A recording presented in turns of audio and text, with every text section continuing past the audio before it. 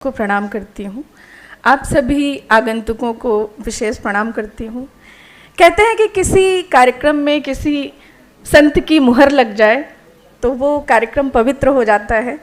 आदरणीय भदंत जी को मैं प्रणाम करती हूँ और हमारे बीच में इतने सारे बौद्ध भिक्षु बैठे हुए हैं, उन्हें मन से प्रणाम करती हूँ।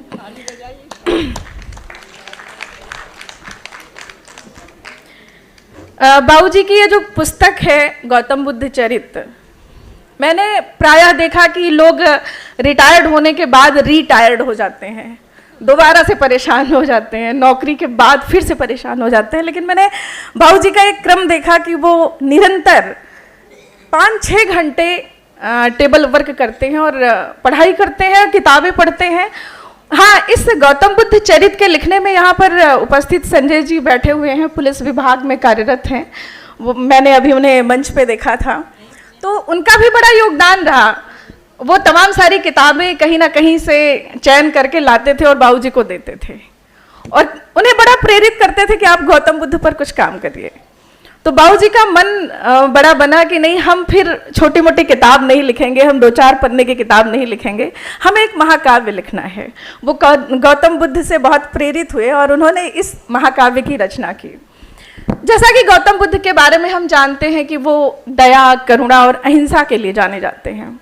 गौतम बुद्ध को जिसने भी पढ़ा होगा वो शायद अपने जीवन में किसी एक छोटे मोटे अपराध के लिए भी बहुत डरेगा। तो गौतम बुद्ध एक धारणा है, एक ऐसा मन बना देता है गौतम बुद्ध में जिसकी जरा सी भी आस्था रही, जरा सा भी जिसने पढ़ा, तो वो एक ऐसी धारणा के तहत जाएगा, ऐसा मन लेके जाएगा कि वो कभी कुछ अन्याय नहीं कर पाएगा, कभी किसी का कुछ अहित नहीं कर पाएगा, कभी अहिंसा की तरफ नहीं जा पाएगा। तो मेरा मानना है कि ये जो गौतम बुद्ध चरित्र है, जो आदरणीय मैम की किताब है, ये जो पुस्तकें हैं, ये कहीं ना कहीं से वैश्विक स्तर पर एक ना एक दिन जानी जाएंगी और पूरे संसार के लिए कहीं ना कहीं से बहुत लाभकारी सिद्ध होंगी। मेरी ढेर सारी शुभकामनाएं हैं। मैं बहुत छोटी कलम हूँ तो मैं आशीर्वाद तो नहीं दे सकती, लेकिन हाँ, शुभकामनाएं तो व्यक्त कर सकती हूँ ना।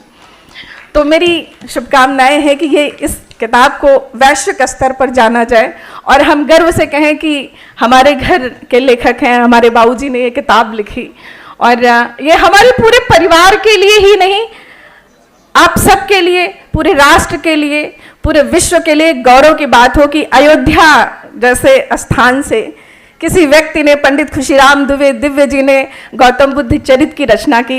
ये सबकी जुबान पर हो तो हम सबके लिए कितना गौरवपूर्ण होगा, कितने भाग्यशाली हम लोग महसूस करेंगे। अपना परिचय ऐसे बताएंगे कि हम गौतम बुद्ध रचयिता पंडित खुशीराम दुबे दिव्य की बिटिया हैं। मेरे लिए इससे बड़ा परिचय क्या होगा। तो आप सबके लिए भी बहुत अच्छा होगा कि इस पुस्तक को पढ़िएगा।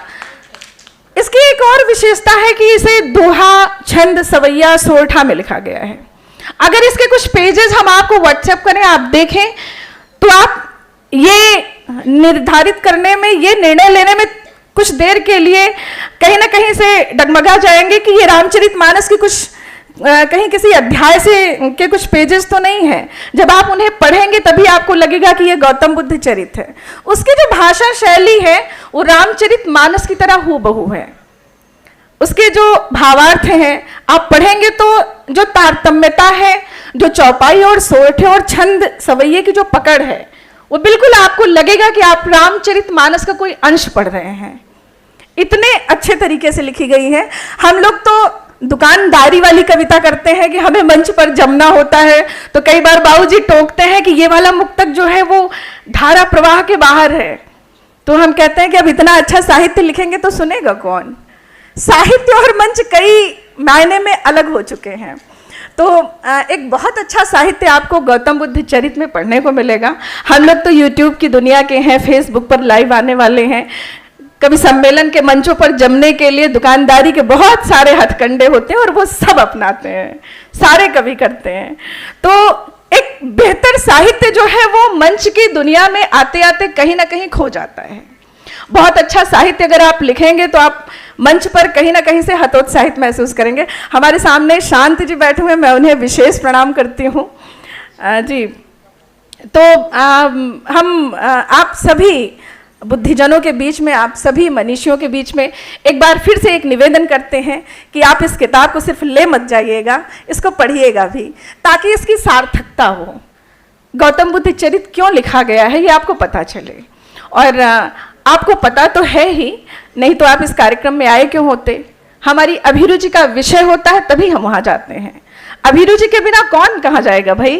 तो जाहिर सी बात है कि आपकी कहीं ना कहीं से अभिरुचियाँ तो हैं, आपकी कहीं ना कहीं से इच्छा तो है, तभी आप इस कार्यक्रम के भागीदार हुए हैं और इस कार्यक्रम में आए ही हैं। तो इसके साक्षी ऐसे बनिएगा कि इसके कुछ पेजेस पढ़िएगा ज़रूर। ये मेरा एक विनम्र निवेदन है आप सबसे कि इसकी कुछ पंक्तियाँ आप रटिएगा, कुछ पढ़िएगा तो आपको बहुत अच्छा लगेगा।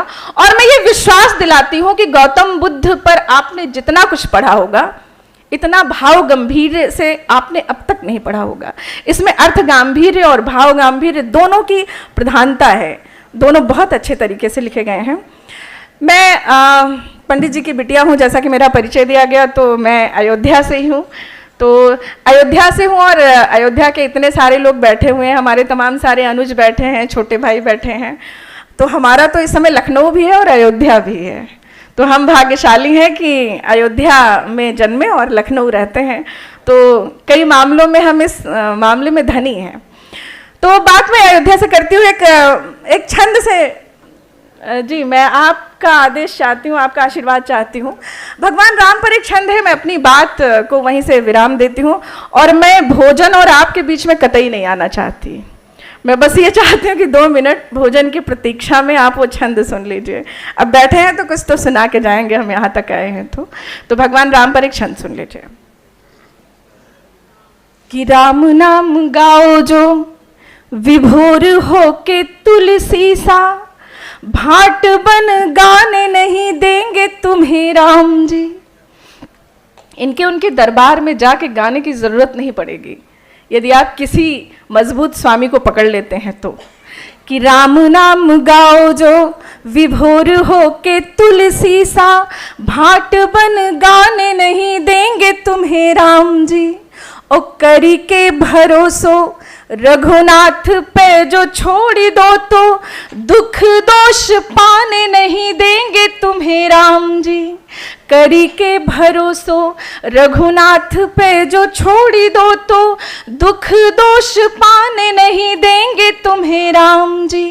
और मानुष स्वभाव नहीं भूले उपकार करे, मानुष स्वभाव नहीं भूले उपकार करे, बात बात ताने नहीं देंगे तुम्हें राम जी।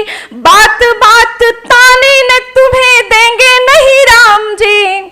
और एक बार राम जी के द्वारे कभी जा पड़ो तो, एक बार राम जी के द्वारे कभी जा पड़ो तो, द्वारे द्वारे जाने नहीं देंगे तुम्हें राम जी।